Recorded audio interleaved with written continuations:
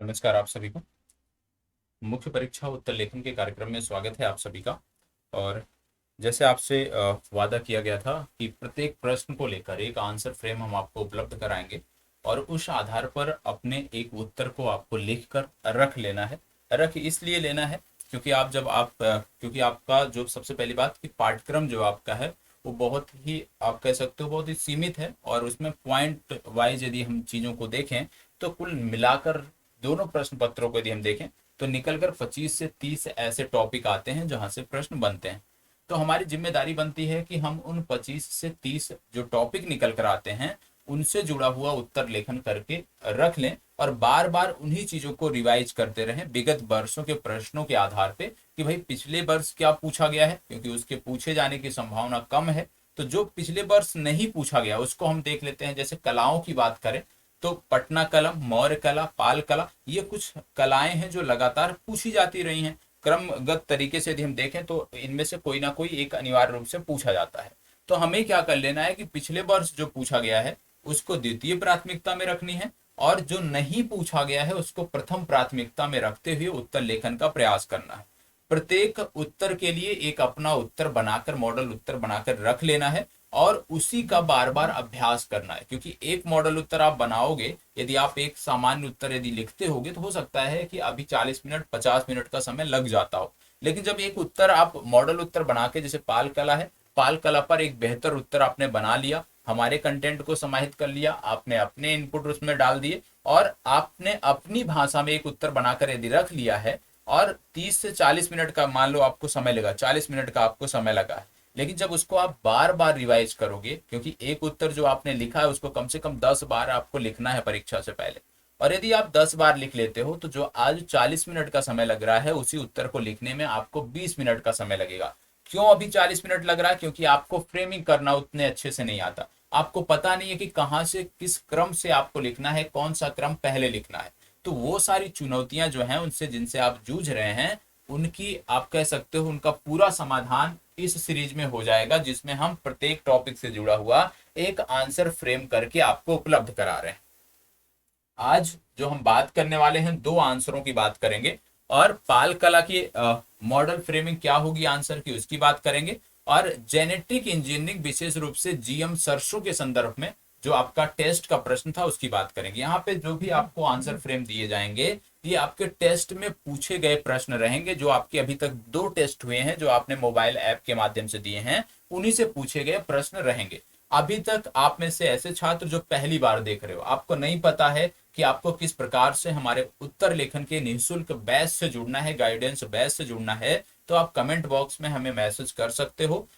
जिस नाम से आपने मोबाइल ऐप डाउनलोड किया है आजाद बीपीएससी एकेडमी का, और आपका मोबाइल नंबर जो है उसके अंतिम 4 अंक जो हैं वो दोनों आप इस कमेंट बॉक्स में शेयर कर दीजिएगा, आपको बैच से जोड़ दिया जाएगा। लेकिन ध्यान रहे, यदि आप 67वीं मेंस देने जा रहे हो तभी आप इस बैच से जुड़े, अन्यथा आपके लिए एक दूसरा बैच है जिसमें लगातार हम उत्तर लेखन कर रहे हैं। कोई भी छात्र उसमें उत्तर लेखन कर सकता है, ठीक है, जिसमें pre plus mains plus master notes का जो बैच है उससे आप जुड़ सकते हैं। उसका कोड है बीपीएससी एग्जाम, आप उस कोड के साथ उस बैच से जुड़ सकते हैं और वहां पे उत्तर लेखन कर सकते हैं। 67वीं मेंस का जब आपका दिसंबर में समाप्त हो जाएगा, उसके बाद 68वीं मेंस को लेकर हम नया बैच क्रिएट करेंगे। तो जो लोग 68वीं के लिए जुड़ रहे हैं, अभी आप उस pre plus mains plus master notes के बैच से जुड़कर आंसर राइटिंग करते रहें।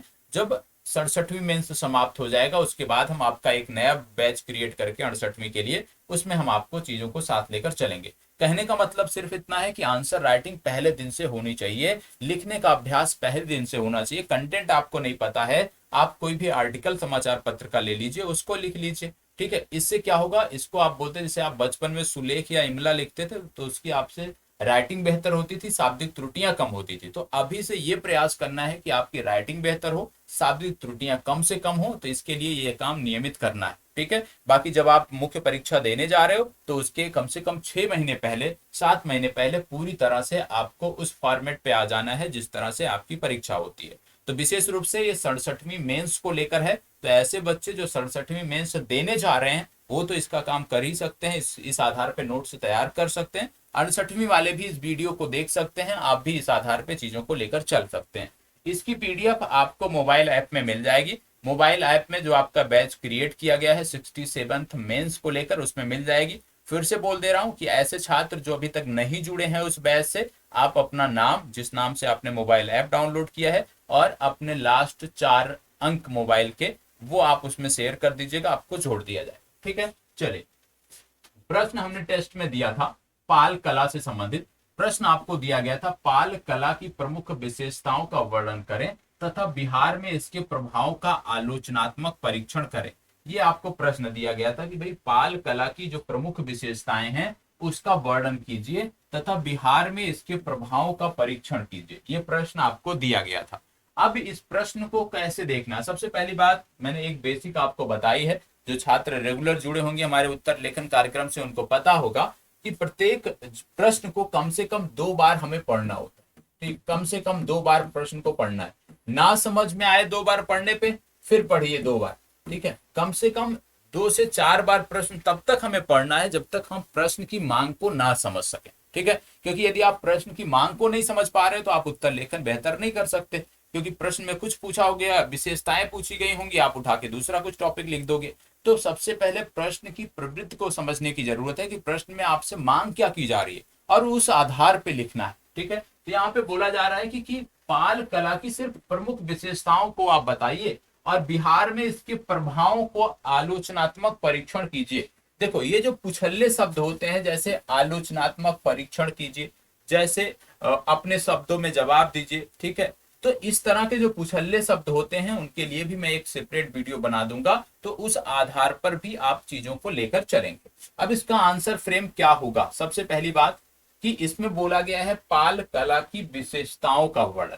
तो सबसे पहले जब आप शुरुआत करते हो तो आपको कहां से बताना है? पाल कला की विशेषताएं बतानी है सबसे पहले, इसके बारे में जानकारी देना है। इसके बाद पाल कला क्या है वो आप बताओगे, उसके बारे में थोड़ा सा बेसिक लिख दोगे तो ये आपका परिचय हो जाएगा, इंट्रोडक्शन शुरू हो जाएगा। दूसरा काम आपको करना है पाल कला की विशेषताओं को बताना है, क्योंकि प्रश्न क्या जो मुख्य भाग है वो यही है कि पाल कला की विशेषताओं को बताओ, तो ये आपने बता दिया।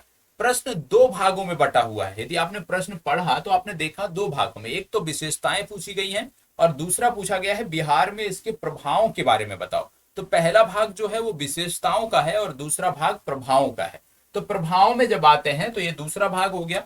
ठीक है, अब तीसरा क्या है? लास्ट में जब लिखना होता है, आप जानते हैं प्रत्येक प्रश्न के लास्ट में निष्कर्ष आपको लिखना होता है, तो इस आधार पे आपको निष्कर्ष लिखना है। अब परिचय में आप क्या लिखोगे? परिचय में सबसे पहले यदि हम बात करें तो परिचय में आप बता सकते हो कि भाई पाल कला जो थी वो 8वीं से 12वीं शताब्दी के दौरान बिहार एवं बंगाल में पाल शासकों के द्वारा बढ़ाई गई थी, क्योंकि पाल शासकों ने इस समय काल में शासन किया था। और यह भी आपको बताना है कि इस समय काल में जो कला का प्रोत्साहन मिला वो विशेष रूप से स्तूपों और मठों द्वारा दिया गया। इन्होंने मूर्तिकारों को पर्याप्त अवसर प्रदान किए उनके विकास को लेकर। ठीक है, यह भी आपको बता देना एक लाइन में कि भाई पाल कालीन जो कला है इस पे सारनाथ प्रभाव देखने को मिलता है। शासक जो थे, पाल शासक थे, वो बौद्ध धर्म में विश्वास करते थे। ये तो मैंने आपको हिंट दिया है, ये आंसर फ्रेम है, ये हिंट है। ऐसा नहीं कि सिर्फ 4 लाइन ये लिख देना है, मतलब इस आधार पे और विस्तृत चर्चा आपको करनी है। अब बात आती है पाल कला। इस तरह से आप बना सकते हो। ठीक है, इसमें वास्तुकला, मूर्तिकला और चित्रकला 3 कलाएं देखने को मिलती हैं। वास्तुकला में बात करें तो हिंदू और बौद्ध। ठीक है, मूर्तिकला में यदि हम बात करते हैं तो आपको देखने को मिलता है दूसरे मूर्तिकला में यदि हम बात करें तो आपको देखने को मिलता है इसमें विशेष रूप से बौद्ध, स्तूप, विहार और चैत्र। फिर इसके बाद चित्रकला में यदि हम बात करें तो पांडुलिपि और भित्ति चित्र आपको देखने को मिलते हैं। तो ये यहाँ पे थोड़ी सी टाइपिंग एरर है, अब इसको दिखवा लेता हूँ। ठीक है, पीडीएफ आपको एडिट फॉर्म में जाएगी तो ये कमियां नहीं होंगी उनमें। ठीक है, तो ये चीजें होंगी। इसके बाद फिर आप जब आगे बढ़ते हो इसमें तो फिर आपको देखने को मिलता है प्रमुख विशेषताओं के बारे में। प्रमुख विशेषताओं के बारे में सबसे पहले आप बताओगे चित्रकला की विशेषताओं के बारे में कि भाई पाल कला की जो चित्रकला थी उसकी क्या क्या विशेषताएं थी। जैसे प्रमुख चित्र जो थे वो ताड़पत्र पर बने, जिनमें महात्मा बुद्ध के जीवन से संबंधित चित्र सजाए गए और दोनों किनारे पर बड़े व सुंदर अक्षरों में लिखा गया। चित्रों में लाल, नीला, पीला, काला, श्वेत रंगों का प्रयोग किया गया। सहायक रंग हरा, बैगनी, हल्का गुलाबी एवं धूसर रंगों का प्रयोग किया गया। इस समय प्रमुख कलाकार थे धीमन और बिठपाल। अधिकांश पांडुलिपियों का संबंध बौद्ध मत की ब्रजयान शाखा से है। विद्यार्थियों के माध्यम से इसका प्रसार नेपाल, तिब्बत, बर्मा और श्रीलंका में हुआ, इसके उदाहरण के रूप में यहाँ दिए हुए हैं। फिर आप बताओगे वास्तुकला के बारे में कि भाई वास्तुकला की क्या विशेषता रही है पाल काल के बारे में। और जब पाल काल की वास्तुकला के बारे में आपने बता दिया तो पाल काल की मूर्ति कला के बारे में आप बताओगे। तो पाल काल की मूर्ति कला के बारे में आप बताओगे, और मूर्ति कला में फिर आपको ये सारी चीजें बतानी है कि सरहरी एवं मनोहर आकृतियां, पर्याप्त आभूषण तथा परंपरागत सजावट पर बल, सारनाथ कला का प्रभाव, मूर्तियों का निर्माण, ये सारी चीजें आपको बतानी है। अब बात आती है इसके बाद बिहार में प्रभाव की, कि भाई बिहार में इसने क्या प्रभाव डाला। तो बिहार में जब आप प्रभावों की बात करते हो तो सबसे पहले आपको बिहार में प्रभाव में देखने को मिलता है, बिहार के प्रभावों में, कि धार्मिक सहिष्णुता। ठीक है, तो इसने धार्मिक सहिष्णुता को बढ़ाया। ठीक है, यहाँ पे शाब्दिक त्रुटि है, भी मैं सही कराता हूं इसको। समाज के संस्कृति एवं रहन सहन पर इसका प्रभाव देखने को आज भी मिलता है। धार्मिक पर्यटन का इसी के कारण जो है विकास बिहार में देखने को मिलता है।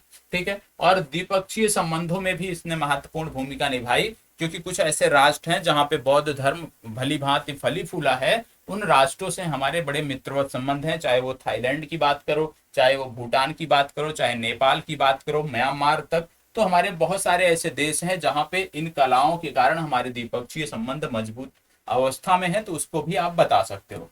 फिर बात आती है आलोचना के बारे में, कि इसकी आलोचना में क्या रखेंगे, क्योंकि आलोचनात्मक परीक्षण करना है, आपने देखा। तो इसमें मौलिकता का अभाव देखने को मिलता है, मूर्तियों में सिर्फ अग्रभाग का जिक्र देखने को मिलता है, तांत्रिक प्रभाव विशेष रूप से बौद्ध देवी देवताओं से संबंधित है, और ज्यादातर बौद्ध प्रभाव हिंदू प्रभाव जो है इसमें सीमित देखने को मिलता है। तो इनकी कुछ आलोचना होगी। फिर इसके बाद में निष्कर्ष में चीजों को आपको बताना है कि निष्कर्ष में क्या है। तो पालों के काल में उन्नत कला एवं स्थापत्य का विकास हुआ, जिसने आगे के वर्षों में कला के विकास के लिए रोड मैप तैयार किया। कला को क्या कहते हैं?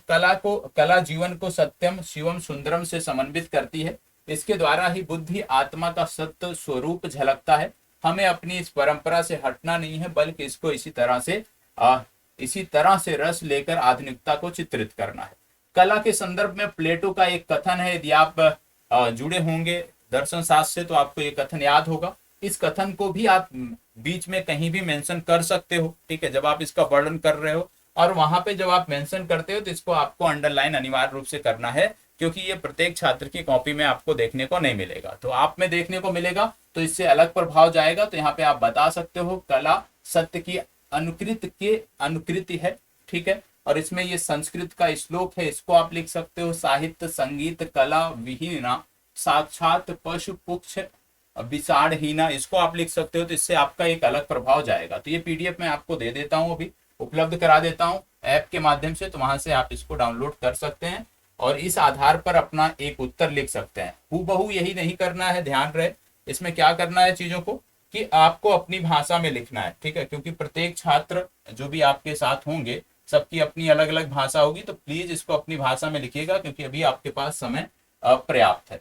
फिर दूसरा आंसर, जो टेस्ट में आपको दूसरा प्रश्न दिया गया था, ये प्रश्न था, हाल ही में जेनेटिक इंजीनियरिंग मूल्यांकन समिति ने व्यवसायिक खेती के लिए आनुवांशिक रूप से संशोधित जीएम सरसों को मंजूरी दी है। भारत के संदर्भ में जीएम फसलों की शुरुआत को आप किस तरह से देखते हैं? ठीक है, ये प्रश्न था। अब इसमें आंसर फ्रेम में सबसे पहले क्या होना चाहिए कि भाई जीएम फसलें क्या होती हैं वो आप बताओगे। ठीक है, दूसरा क्या है कि जीएम फसलों का इतिहास क्या है भारत के संदर्भ में, उसका जिक्र आप करोगे। मंजूरी क्यों दी गई है, क्यों दी जानी चाहिए, इसके बारे में आपको बताना है। भविष्य इसका क्या होगा जीएम फसलों का, चिंताएं किन बातों को लेकर हैं, और निष्कर्ष क्या होगा, ये आपको अपने उत्तर में समाहित करना है। अब बात आती है परिचय की, कि भाई जीएम फसलें होती क्या हैं। तो बेसिक में थोड़ा सा मैं यहाँ पे बता दिया हूँ, बाकी उस आधार पे आपको देखना है। बेसिक में जैसे मैंने आपको हिंट दे दिया क्या होती है। तो जीएम फसलों के बारे में यदि हम बात करें तो इनके जो जीन होते हैं ये कृत्रिम रूप से संशोधित किए जाते हैं, ये आपको पता होना चाहिए। आगे नोट करोगे, इसमें किसी अन्य फसल के आनुवांशिक गुणों का समावेश जो है वो इसमें किया जाता है जीएम फसलों में। ठीक है, क्यों किया जाता है? जिससे ये जो फसल है इसकी वृद्धि अच्छी हो, रोग और सूखे से इसकी प्रतिरक्षा हो सके। तो जीएम फसल क्या है, सबसे पहले आपको ये बता देना है इस उत्तर में। इसके बाद फिर बात आती है इतिहास की, कि क्या इतिहास रहा है। तो भारत में अभी तक एकमात्र व्यावसायिक फसल के रूप में बीटी कपास को मंजूरी दी गई है। बीटी बैगन की व्यावसायिक रिलीज को 2010 में रोक दिया गया था, ठीक है, तत्कालीन यूपीए सरकार द्वारा। ये आपको पता होना चाहिए। अब ये आप ऐसा एक चार्ट भी बना सकते हैं कि भाई जीएम फसल 2002 में बीटी कपास को मंजूरी, 2018 में बीटी बैगन को रोक लगा दिया गया, और 2022 में यदि हम बात करते हैं तो बीटी सरसों की बात आती है, ठीक है। इसके बाद फिर मुख्य भाग की बात आती है कि मुख्य भाग में आप क्या लिखोगे। तो सबसे पहला एक शब्द प्रश्न में प्रयोग किया गया है, जेनेटिक इंजीनियरिंग मूल्यांकन समिति। तो सबसे पहले आप बताओगे कि जेनेटिक इंजीनियरिंग मूल्यांकन समिति है क्या, ठीक है, उसके बारे में आप बताओगे। फिर जीएम सरसों की बात आ रही है, तो जीएम सरसों के रूप में धारा सरसों, जिसका नाम है DMH11, इसकी बात हो रही है। इसको स्वदेशी रूप से विकसित किया गया है, ठीक है। यह एक ट्रांसजेनिक सरसों है, इसके बारे में आपको बताना है। फिर आपको बताना है कि किसके द्वारा इसको जीएम सरसों को विकसित किया गया है, ठीक है। और सर्वप्रथम सरसों के अनुमोदन की सिफारिश कब की गई थी, ये आपको बताना है। तो 2017 में की गई थी, ठीक है। और इसमें सुप्रीम कोर्ट ने उस समय रोक लगा दिया था। तो ये चीजें आपको बतानी है। अब बात आती है आवश्यकता इसकी क्यों पड़ी, ठीक है। तो सबसे पहले आप जानते हैं कि हम जो खाद्य तेल जो हमारी आवश्यकता है उसका 70% जो हिस्सा है वो हम आयात करते हैं। तो सबसे पहला जो सरकार का कदम है, सरकार चाहती है कि आयात निर्भरता जो है वो कम की जाए। तो पहला ये है कि आयात निर्भरता को हमें कम करना है, और आयात निर्भरता को कम करने के साथ हमें विदेशी मुद्रा को बचाना है। तो पहला ये हो गया। दूसरा, यहाँ पे जरूरत क्यों इसकी पड़ी, क्योंकि लगातार जनसंख्या का दबाव बढ़ रहा है, और जिस प्रकार से लगातार खाद्य तेल की मांग बढ़ती जा रही है, उससे यदि हम ये कदम नहीं उठाते हैं तो आने वाले वर्षों में, आने वाले दिनों में हमें और ज्यादा मात्रा में खाद्य तेल का आयात करना पड़ेगा, और इससे हमारी विदेशी मुद्रा भंडार पर असर पड़ेगा, ठीक है। इसके साथ साथ इसकी आवश्यकता क्यों पड़ी, एक पक्ष यह भी है कि इससे क्या है, क्योंकि उपज, इससे उत्पादन जो इसका है वो बेहतर है, ठीक है। उत्पादन बेहतर है और इसलिए जरूरी है कि किसानों की आय भी इससे बढ़ेगी, क्योंकि उत्पादन जब कम, आप कह सकते हो 1 एकड़ में मान लीजिए देसी जो फसल है उससे जितना उत्पादन होता है और जीएम फसल का जो उत्पादन है उससे दोगुना हो रहा है, तो कहीं ना कहीं इससे क्या है, उत्पादन बढ़ेगा। उत्पादन बढ़ेगा तो किसानों की आय भी बढ़ेगी, ठीक है। क्योंकि प्राकृतिक रूप से जो हम उगाते हैं सरसों, उसमें उत्पादन प्रति एकड़ के हिसाब से कम होता है। अब बात आती है कि इसका भविष्य क्या होगा। भविष्य की यदि हम बात करें तो आपको बता दें, विश्व के कई सारे ऐसे देश हैं जहां पे जीएम सरसों जो है, आप कह सकते हो, या जीएम फसलें जो हैं वो लगातार उत्पादित की जा रही हैं। और हम जो खाद्य तेल आयात करते हैं उसमें भी ऐसा नहीं है कि सारे के सारे प्राकृतिक हैं, उसमें भी जीएम सरसों से बने हुए जो तेल है वो हम आयात कर रहे हैं, ठीक है। स्वदेशी से बेहतर है, क्योंकि उत्पादन के संदर्भ में यदि हम बात करें तो स्वदेशी से बेहतर है। मांग को पूरा करने के लिए यह जो कदम है सरकार का, यह आवश्यकता से अधिक व्यवस्था है, बेहतर भविष्य आप कह सकते हो, ठीक है। क्योंकि अब चिंताएं इसको लेकर क्या है, क्योंकि जो इस प्रकार की जीएम फसल होती है, किसी दूसरे जीव आप कह सकते हो जीन उसमें डाला, जैसे कीट, आप कह सकते हो कीटनाशक का प्रयोग नहीं करना है, तो निश्चित रूप से जो हमारे, आप कह सकते हो, जो कीट लगते हैं पौधों में, जो फसलों में, तो उस प्रकार का कोई कीटों का जीन डालना पड़ता है, जिससे कि वो जो सामान्य कीट होते हैं नहीं आते हैं। तो इसमें यदि हम बात करें तो एलियन जीव है जिसका नाम है वार्नेज और बारस्टार, इनको जो है, इनके जीन को निकालकर उसमें डाला गया जीएम सरसों में। तो प्रश्न यह भी है कि भाई जो इनका जीन डाला गया है उसका स्वास्थ्य पर क्या प्रभाव पड़ेगा, क्या इसका कोई आकलन किया गया है, मूल्यांकन किया गया है, ठीक है। दूसरा, पर्यावरण पर ये जो जीन है जिसको निकाल कर इसमें डाला गया जीएम सरसों में, इसका पर्यावरण पर क्या प्रभाव पड़ेगा, क्या इसका कोई मूल्यांकन हुआ है, ठीक है। इसके बाद हर्बिसाइड टॉलरेंट के कारण पौधा क्या हो जाता है, हर्बिसाइड ग्लाइफोसेट के लिए प्रतिरोधी बन जाता है, और इससे क्या होता है, ग्लाइफोसेट का कार्सिनोजेनिक प्रभाव होता है। साथ ही परागण के माध्यम से आसपास के पौधों में जड़ी बूटियों के प्रतिरोध का अनियंत्रित प्रसार कर देता है, जिससे विभिन्न प्रकार के सुपरबीड बन जाते हैं। मतलब कि ऐसा पौधा जिसमें कृत्रिम जीन डाला गया है, जिसको आप कह सकते हो खरपतवार नाशक बनाया गया है, तो क्योंकि ये पर परागण के माध्यम से इसका जो प्रसार है अन्य पौधों में भी हो सकता है, तो आशंका ऐसे भी जताई जा रही है कि आसपास के जो अन्य पौधे होंगे यदि वो भी सुपरबीड बन गए तो उसको लेकर क्या कदम उठाए जाएंगे, ठीक है। और अगला आप जानते हैं कि इससे निर्यात जो है वो हमारा कम हो जाएगा, क्योंकि हम बहुत सारे ऐसे प्रोडक्ट हैं जिनका हम निर्यात करते हैं और उसमें हम प्राकृतिक सरसों का प्रयोग करते हैं, जब शायद हम जीएम सरसों का प्रयोग उसमें करने लगे तो शायद हमारा निर्यात प्रभावित हो, क्योंकि हमारा जो आप कह सकते हो फूड प्रोसेसिंग सेक्टर है, जो हम निर्यात में प्रयोग करते हैं, उसमें जो तेल का प्रयोग किया जाता है, ऑयल का प्रयोग किया जाता है, वो नॉन जीएम है। तो ऐसा हो सकता है कि जब हम जीएम का प्रयोग करने लगे तो वो देश जो आज हमसे निर्यात कर रहे हैं वो शायद मंगाना बंद कर दें, और इससे हमारा निर्यात प्रभावित होगा।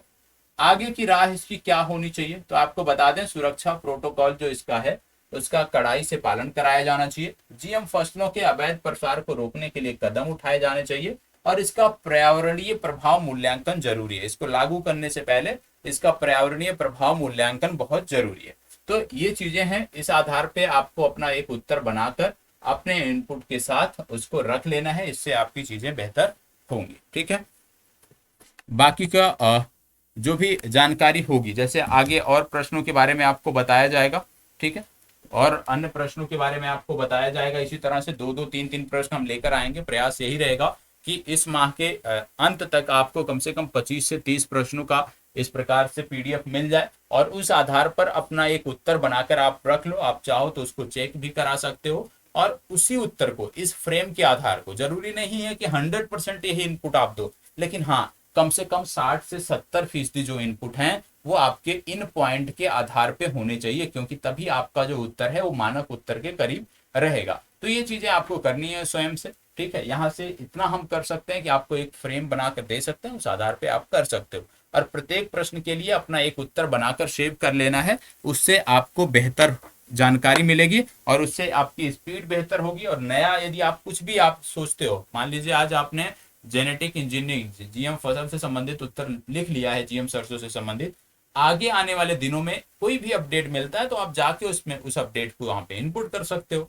याद रहे, आपका जो उत्तर है वो अपनी भाषा में होना चाहिए। इतनी जानकारी आपके लिए पर्याप्त है। उम्मीद करता हूं कि समझदार तो सब हैं ही। ठीक है, तो इस आधार पे कर लेना। देखो, कॉपी करना, रट्टा मारना, नकल करना वो छोड़ देना है, क्योंकि इससे आपका कल्याण नहीं होने वाला है। ठीक है, क्योंकि जब किताबी भाषा आप प्रयोग करोगे अपने उत्तरों में, सामान्य सा उत्तर रहेगा, उससे कोई बेनिफिट आपको नहीं मिलेगा। तो ये चीज आप क्लियर कर लो, अपने दिमाग में, मस्तिष्क में बैठा लो कि आपका जो उत्तर है वो आपकी अपनी भाषा में होना चाहिए। ठीक है, भाषा त्रुटिपूर्ण है तो आप हमें दिखाओ, हम आपकी कमियों को बताएंगे, और उस आधार पे आपको एक बेहतर उत्तर लिखना है। तो प्रत्येक टॉपिक से जुड़ा हुआ एक उत्तर लिख कर हमें रख लेना है, और बार बार उसी उत्तर को रिवाइज करना है। जब आप उत्तर लिखते हो, हमारे इनपुट आप ले सकते हो, आप अपने इनपुट उसमें डाल सकते हो, और उस आधार पे एक बेहतर उत्तर होना चाहिए। लेकिन याद रहे, ये जो मॉडल फ्रेम बताए जाते हैं, कम से कम आपका जो उत्तर है वो 60 से 70% इन्हीं मॉडल फ्रेम के आसपास घूमना चाहिए। ठीक है, ये इसके कम से कम 60 से 70% पॉइंट आपके उत्तर में होने चाहिए, तभी आपका उत्तर प्रश्न की मांग के अनुरूप रहेगा। और प्रत्येक प्रश्न को याद रहे, जब भी लिखते हो ना, तो वहां पे ध्यान रखना है कि प्रत्येक प्रश्न को बहुत ही अच्छे से लिखना है। ठीक है, प्रत्येक प्रश्न को बहुत अच्छे से पढ़ना है, और उसके बाद ही उत्तर करना है। इसको बना के पीडीएफ निकाल के, प्रिंट आउट निकाल के आप रख सकते हो। मैं तो बोलूंगा प्रिंट आउट, प्रत्येक उत्तर का 1 पेज 2 पेज होते हैं, प्रत्येक उत्तर का प्रिंट आउट निकाल कर आप रख लो। क्योंकि मोबाइल फोन में रखना, डेस्कटॉप में रखना, और प्रिंट आउट निकाल कर फिर उस पर काम करना, दोनों अलग चीजें हैं और बहुत प्रभाव पड़ता है। तो प्रिंट आउट निकाल लीजिएगा प्रत्येक उत्तर का, और उसका एक प्रॉपर, आप कह सकते हो कि उसके आधार पे एक प्रॉपर अपना उत्तर लिखिएगा, और दोनों को साथ हमेशा रखिएगा। ठीक है, स्टेपल कर लीजिएगा साथ में, और बार बार इन्हीं चीजों को रिवाइज करना है, इसी आधार पे आपको करना है। देखो, 2 पेज हमने बताए, और इस 2 पेज के आधार पे आपको 600 शब्द अपने बनाने हैं। ठीक है, तो बाकी का जो अन्य है, अभी देखो हम पहले टेस्ट के जुड़े हुए उत्तरों को आपको दे रहे हैं, और प्रयास यही रहेगा कि जैसे मैंने बोला कि नवंबर के लास्ट तक, अंतिम नवंबर तक आपको कम से कम 20 ऐसे टॉपिक के मिल जाए। मतलब इतिहास तो हमारा खत्म ही हो जाए, समाप्त हो जाए, क्योंकि इतिहास एक बड़ा सेक्शन है। इतिहास और करंट को यदि हम समाप्त कर ले जाते हैं तो बाकी की चीजें जो हैं वो हमारी आसान हो जाए।